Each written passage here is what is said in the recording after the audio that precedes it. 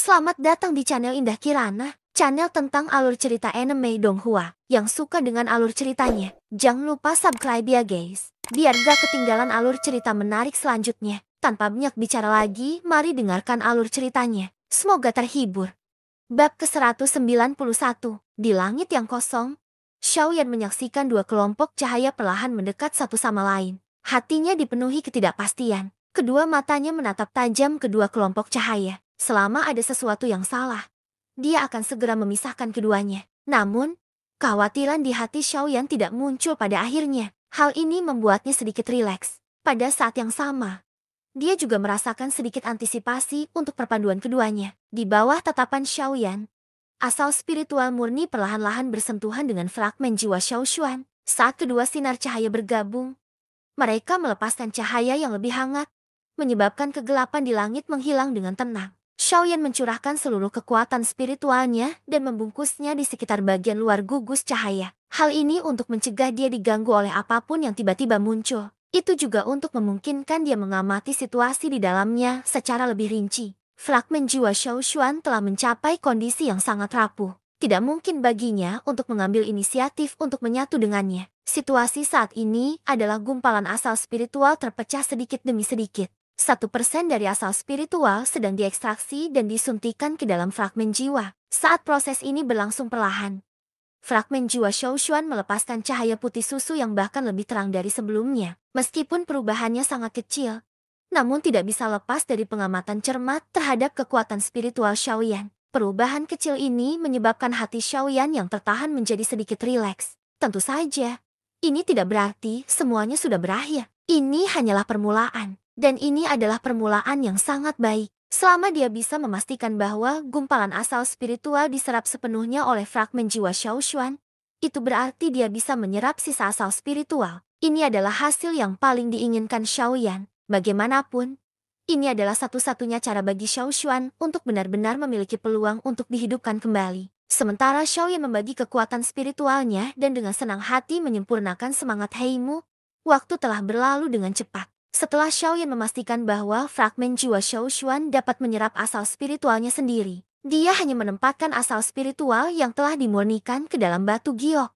botol dan menunggu hingga perlahan menyatu dengannya. Pada saat ini, Guyu, yang telah pergi, kembali. Saat dia melihat ekspresi santai Xiaoyan, Guyu langsung mengerti. Jika masalah Xiaoshuan belum terselesaikan, mustahil bagi Xiaoyan untuk mengungkapkan ekspresi santai seperti itu. Guyu secara acak melemparkan gugus cahaya berwarna putih krem ke Xiaoyan. Sudut mulutnya tersenyum ketika dia berbicara. Bagaimana? Masalah nenek moyangmu sudah terselesaikan, kan? Xiaoyan mengambil bola cahaya dengan ekspresi curiga di wajahnya. Lalu, dia mengangguk dan bersenandung lembut. Baru kemudian dia mengalihkan perhatiannya ke bola cahaya di tangannya. Bola cahaya di tangannya juga merupakan bola Soul Origin. Dilihat dari auranya, itu mungkin sekitar 1/5 dari asal kayu hitam. Namun, setelah merasakan aura di dalamnya, Xiaoyan tidak bisa menahan untuk tidak berseru pelan. Sedikit kecurigaan muncul di wajahnya. Mengapa aura ini terasa familiar? Setelah merenung sejenak, Xiaoyan tiba-tiba pulih. Aura dalam bola cahaya ini, kenapa? Kenapa terlihat seperti milik Kingmu? Xiaoyan tiba-tiba mengangkat kepalanya dan menatap Guyu. Dia menunjuk bola cahaya di tangannya dan bertanya dengan ragu. Gutua, asal spiritualmu, dari mana? Dari mana asalnya? Pada saat ini, hati Xiaoyan sekali lagi dipenuhi kecemasan. Jika itu benar-benar seperti yang dia rasakan, bukankah asal spiritual di tangannya ini adalah milik pemimpin suku-suku roh ginseng? Jika anggota suku-suku roh ginseng tahu bahwa dia, orang luar, telah mengambil sesuatu milik pemimpin suku mereka, siapa yang tahu apa yang mereka lakukan, akan lakukan untuk dia. Guyu dengan lembut tertawa menghadapi pertanyaan Xiaoyan yang tidak pasti. Dia membuka mulutnya dan berbicara dengan sikap tidak peduli. Dia tidak peduli dan berkata dengan acuh tak acuh. Baiklah, baiklah, benda ini memang milik Kingmu. Namun, lelaki tua ini membantunya mendapatkan kembali tubuhnya. Apa salahnya mengambil sesuatu darinya sebagai hadiah? Sebelum suara Guyu terdengar, ekspresi Xiaoyan berubah drastis. Orang tua di depannya ini benar-benar kuat. Dia tidak takut pada apapun, terlepas dari bagaimana seseorang mengatakannya.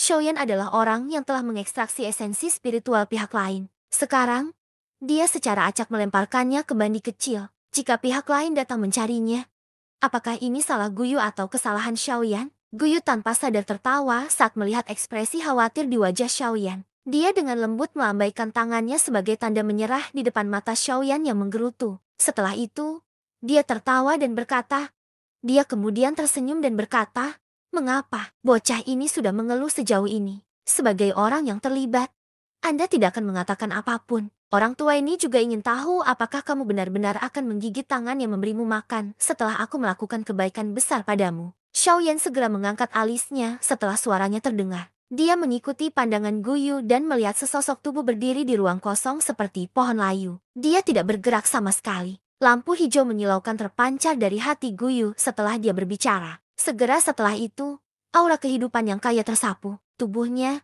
yang tadinya berdiri di ruang kosong, perlahan menjadi rileks. Kedua matanya terbuka lembut, dan kekuatan hidupnya terungkap. Sekilas, Heimu sudah menghilang setelah lampu hijau menyilaukan menyala. Gambaran aneh di tubuh lelaki tua itu juga telah menghilang. Mata zamrudnya dipenuhi dengan cahaya yang cerdas. Tubuhnya tiba-tiba bersinar saat dia bangun.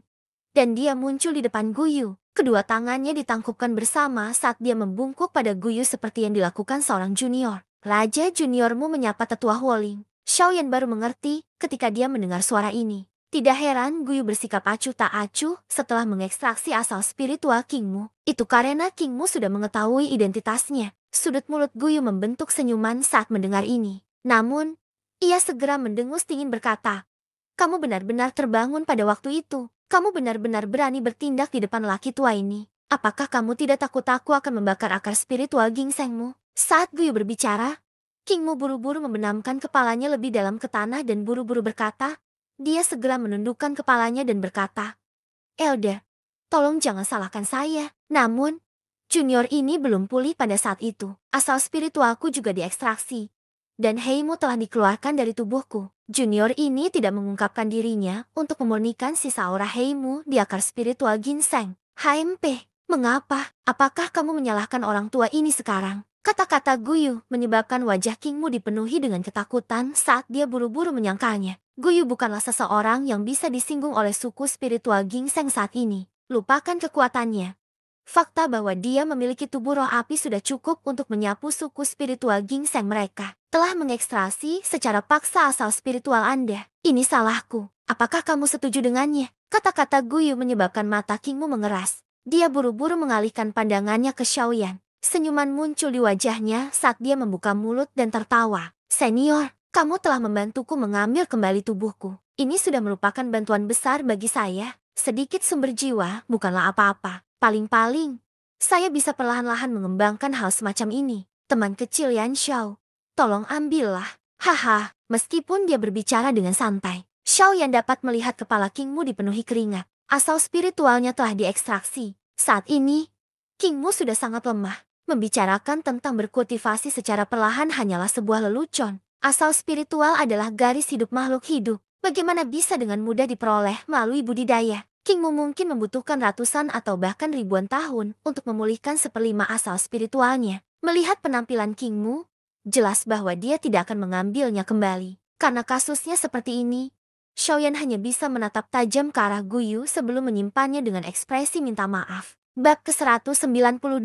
Waktu berlalu dengan tenang di dunia yang gelap gulita ini. Dalam sekejap mata, tidak banyak jiwa halus Heimu yang tersisa. Pada saat ini, sekelompok cahaya lain muncul di kuali obat. Gugusan cahaya itu adalah doki yang tersegel milik Heimu. Kemunculan gugus cahaya ini memberikan kejutan yang menyenangkan. Bagi Xiaoyan, selama dia benar-benar bisa menyempurnakan dan menyerap doki dalam kelompok cahaya ini, semua doki dari Ban Emperor Bintang 9 akan menjadi sumber pelatihan yang hebat. Tentu saja, sama seperti sebelumnya, Xiaoyan perlu menyempurnakan ini. Doki beberapa kali agar dapat menyerapnya dengan aman. Kalau tidak, Xiaoyan akan sedikit khawatir. Langkah berulang yang sama diulangi di kuali di depan Xiaoyan. Gelombang demi gelombang doki disempurnakan dan dimurnikan oleh api surgawi. Doki, yang semula setebal lengan, direduksi menjadi tali tipis setebal ibu jari. Meskipun doki tampaknya tidak sebaik sebelumnya, kemurnian dan kuantitas doki tidak jauh berbeda dari sebelumnya. Tentu saja, tidak mungkin untuk tidak mengonsumsi doki saat memurnikannya. Kekuatan api surgawi adalah mutlak. Meskipun doki ini sebesar lautan doki, Ia telah berubah dari lautan Doki menjadi danau Doki di bawah penyempurnaan terus-menerus dari api surgawi. Seperti kata pepatah, seseorang harus terlebih dahulu kehilangan sesuatu jika ingin memperolehnya. Inilah yang terjadi di dalam kuali saat ini. Namun, ini tidak menjadi masalah bagi Xiaoyan. Bagaimanapun, Doki ini bukanlah sesuatu yang dia kembangkan. Selama itu bisa digunakan sesuai dengan kekuatannya. Dia tidak peduli berapa banyak yang dia konsumsi. Guyu. Sebaliknya, sekali lagi bergerak setelah bermain-main dengan Jingmu. Dia mulai menjelajahi wilayah yang lebih dalam dari dunia ini. Kingmu memperhatikan sosok Guyu yang sedang pergi. Saat itulah dia menghela nafas lega. Keringat dingin di keningnya langsung mengucur seperti mata air. Dia bisa merasakan tekanan sama ketika menghadapi Guyu. Mungkin ini adalah sikap seorang ahli. Atau mungkin karena Guyu adalah api surgawi. Di depan api surgawi, sulit bagi klan kuno ini, yang lahir dari alam, untuk membandingkannya. Kepergian Guyu memberi Kingmu cukup waktu untuk pulih. Kalau tidak, dia tidak akan berani bersikap santai seperti Xiaoyan. Oleh karena itu, selain Guyu yang berkeliaran, Xiaoyan dan rajamu telah memasuki kondisi pelatihan yang terfokus. Setelah jangka waktu yang tidak diketahui, suasana sunyi dipecahkan oleh hembusan angin yang tiba-tiba. Kingmu, yang sedang berkultivasi dan perlahan pulih, hampir tertiup angin. Namun, Kingmu masih seorang kultivator yang kuat. Meskipun dia berada pada titik rendah, jumlah angin astral ini tidak dapat menyakitinya. Sosok yang duduk bersila di kehampaan tiba-tiba melintas dan mundur ribuan kaki jauhnya. Matanya langsung menatap pusat badai. Dengan inderanya yang tajam, dia langsung mengetahui bahwa sumber angin kencang itu ada di sana. Namun, ketika Kingmu menoleh, dia tanpa sadar dikejutkan oleh pemandangan di depannya. Sumber angin kencang itu adalah Xiaoyan.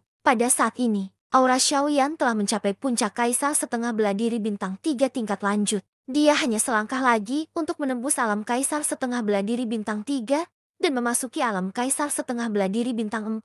Sehubungan dengan hal ini, angin menakutkan yang mengelilingi tubuh Xiaoyan adalah bukti terbaiknya. Ekspresi Kingmu berubah ketika dia melihat Xiaoyan hendak menerobos. Matanya buru-buru melihat ke arah kuali obat di depannya. Saat ini, kuali obat benar-benar kosong. Api surgawi yang ganas telah tersebar, dan dua kelompok cahaya di dalamnya telah sepenuhnya menghilang. Kingmu langsung mengerti ketika dia melihat pemandangan ini. Tidak heran Xiaoyan sudah berada di ambang terobosan. Sepertinya dia telah menyerap semua Doki. Meski begitu, Kingmu tidak bersuka cita. Sebaliknya, dia mengerutkan kening. Matanya menatap tajam ke arah Xiaoyan saat kilatan yang tidak biasa berkedip di dalamnya. Sesaat kemudian, sosok tua Guyu dengan cepat bergegas dari kehampaan yang jauh. Sementara badai di sekitar tubuh Xiaoyan menjadi semakin hebat. Meskipun jarak mereka 500 kilometer, mata Guyu sudah tertuju pada Xiaoyan yang berada di tengah-tengah badai. Pada saat ini, wajah Guyu dipenuhi kekhawatiran saat dia merasakan badai yang semakin liar dan dahsyat di sekitar Xiaoyan. Meskipun demikian, masih ada harapan di hatinya. Guyu dan Kingmu berdiri berdampingan saat mereka mendekat. Mata mereka menatap Xiaoyan. Kingmu tentu saja tidak berani gegabah saat melihat Guyu kembali. Dia buru-buru menangkupkan kedua tangannya dan membungkuk pada Guyu. Namun, bagaimana mungkin Guyu punya mood untuk bermain-main saat ini? Yang dia lakukan hanyalah melambaikan tangannya secara acak dan mengabaikan Kingmu. Bocah ini, kenapa kamu terburu-buru? Meningkatnya 4 bintang dalam setahun. Apakah kamu mencari kematian? Guyu tanpa sadar mengerutkan kening saat dia merasakan aura yang semakin kuat dalam diri Xiao Tubuhyan. Mulutnya mengutuk. Ekspresi Kingmu menjadi lebih intens ketika kata-kata Guyu sampai ke telinga Kingmu. Dia baru saja mendengar orang di sampingnya mengatakan bahwa Xiao yang telah naik 4 bintang dalam setahun. Jika orang lain mengatakan ini,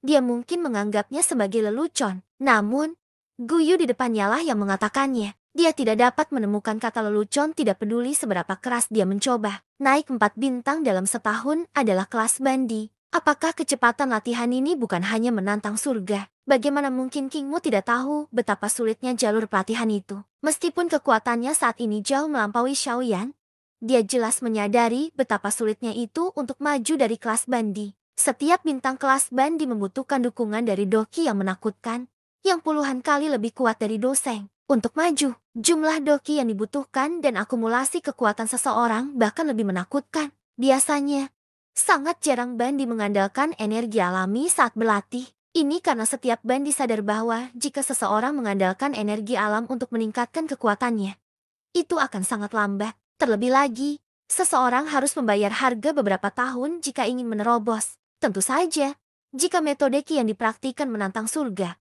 Lain halnya, lagi pula, semakin kuat metode Qi, semakin cepat praktisi dapat menyerap energi alam. Metode Qi tingkat tinggi efektif bahkan untuk seorang ahli di level bandi. Alasan Xiaoyan mampu menerobos begitu cepat adalah karena dia telah dibatasi oleh hukum alam benua Doqi ketika dia menerobos saat itu. Oleh karena itu, potensi api surgawi belum sepenuhnya ditampilkan. Alasan kedua adalah karena bunga iblis surgawi. Bunga iblis surgawi telah dipelihara secara alami selama 1000 tahun. Itu adalah sumber pelatihan yang bagus. Xiaoyan baru mencapai tingkat ban di bintang 3 menengah setelah menelan dan memurnikannya. Namun, setelah kekuatan ban di Xiaoyan terus meningkat, Guyu tidak dapat sepenuhnya menstabilkannya setelah sekian lama. Jika Xiaoyan berhasil menerobos lagi hari ini, kemungkinan besar Guyu akan membutuhkan jangka waktu yang lebih lama untuk menutupi kesenjangan dalam kultivasinya. Oleh karena itu, Guyu hanya bisa berharap Xiaoyan dapat mundur sebelum terlambat. Kalau tidak, kemungkinan besar Xiaoyan tidak akan bisa menerima hasilnya. Bersambung ke bab selanjutnya.